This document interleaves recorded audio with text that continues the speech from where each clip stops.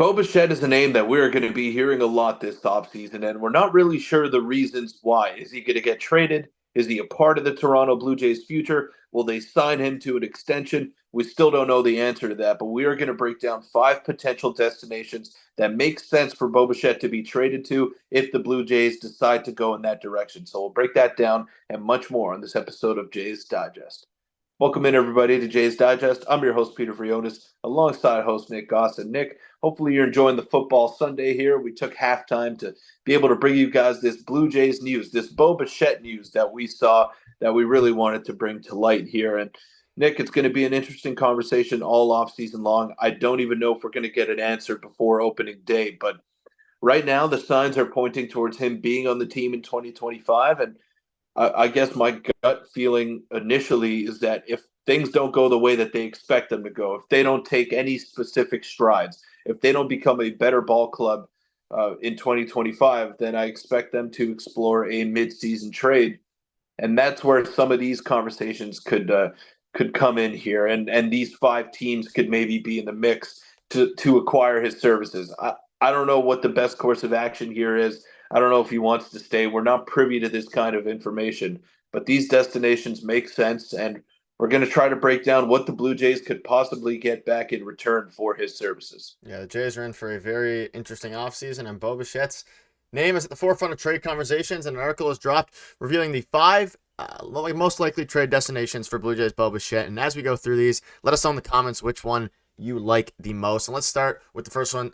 Before we get into that, of course, we know the report came out from Bob Nightingale, from a couple other guys, saying the Jays are expected to entertain trade offers this winter for shortstop Bo Bichette, as he has no plans to stay in Toronto once he's a free agent after 2025. So that's obviously a big deal. We hope that Vladdy extends, but again, that's where these are coming from. The fact that Bo Bichette had no plans to stay in Toronto once he was a free agent.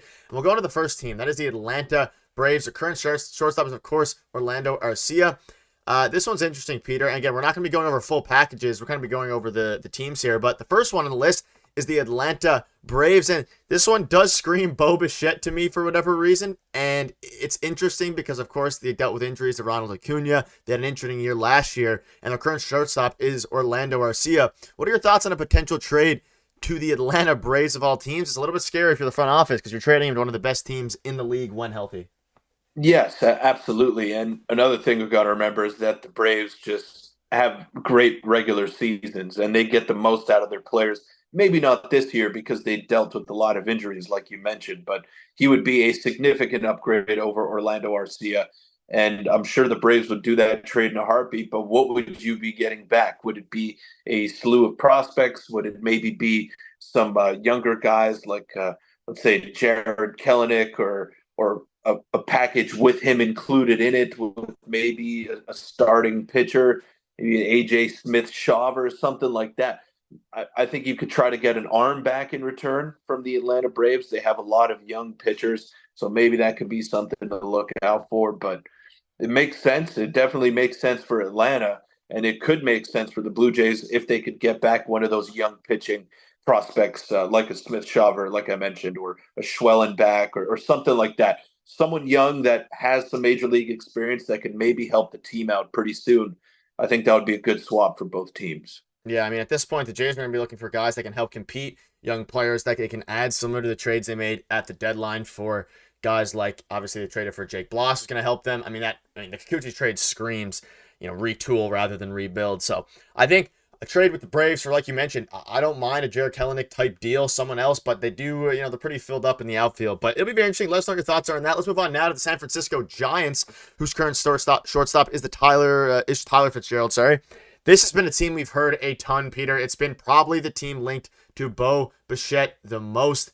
And ultimately, what I'm curious to see regarding Bo Bichette and the San Francisco Giants is whether or not the Giants finally make a strong attempt to acquire Bo Bichette. Again, his name has been heard a ton of times.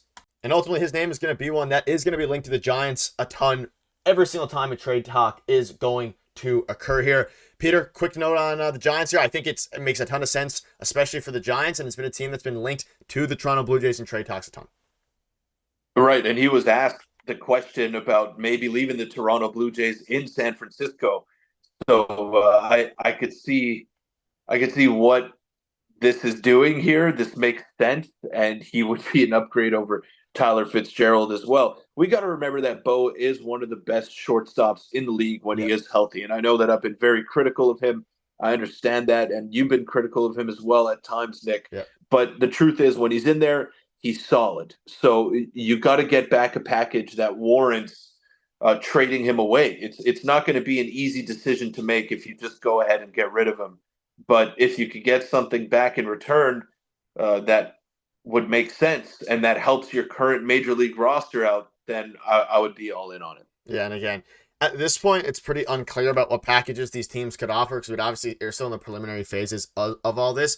But again, it's more so the destinations that make the most sense, and I think the Giants are right up there. And let's combine a couple of teams now. So we have the Dodgers and the Mariners, and this one's super interesting. So obviously, the Seattle Mariners are an interesting one. I kind of want to gloss over them more so because I don't see the Mariners as a super likely team that the Toronto Blue Jays are going to trade Bo Bichette too for a couple of reasons. I'm not entirely sure the Mariners will want to give up a lot of their prospects for Bo Bichette, and I can't see Bo Bichette staying in Seattle if he gets traded there. But when you're looking at the Dodgers, I think that makes a lot more sense, and again, has been a team that has been linked to Bo Bichette in the past. So a quick thought on these two before we get to the number one spot on the list here. I'm not a huge fan of the Mariners comp. I don't think it's going to happen, even though they have dealt with the Mariners before. I think the Dodgers are a much more likely option for this. I just don't think it would make sense for the Mariners to trade for him. I don't see Bo Bichette re-signing, especially when he's trying to win, and the Mariners are in an interesting spot similar to the Jays.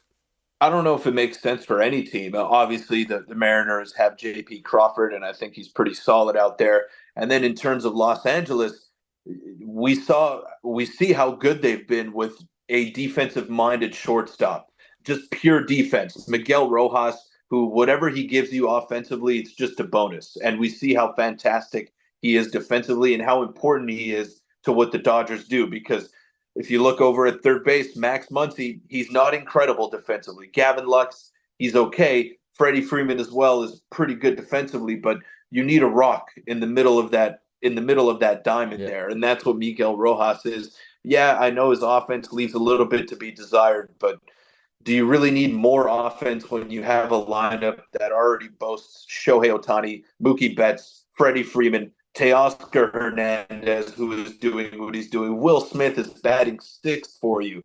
I mean, it's a really good lineup already. I don't think you need more bats added to that. It would be a luxury that the Dodgers can't afford, and I'm sure that they would love to have. But I think their focus right now is probably best suited to have a defensive-minded shortstop as opposed to a bat-first shortstop like Bo. Yeah, and I mean, it makes sense on paper, sure. Bo Bichette to either of these teams could be interesting. I don't think the Dodgers are likely. I don't think the Mariners are likely. I think the Dodgers are a bit more likely.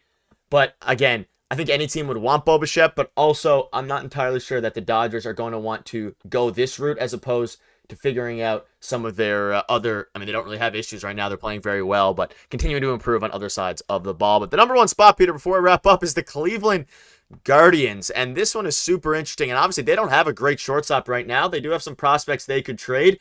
Not entirely sold on the Guardians being able to pay Bo Bichette the amount of money he wants after next season. But if they want to buy low on Bo Bichette and really try to make a push under, they have Jose Ramirez on a very team-friendly discounted contract.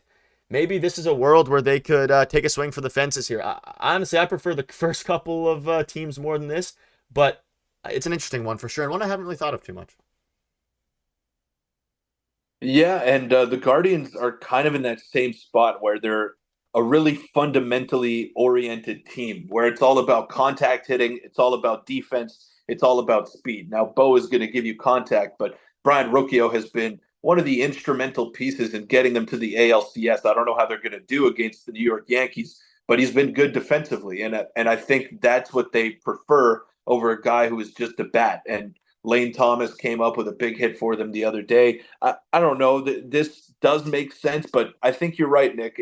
It kind of makes less sense because the Guardians just don't pay guys. So I would be shocked if they went out and swung for the fences to try to get a rental and then they lose them for nothing. It's not really the Guardians' way of doing things.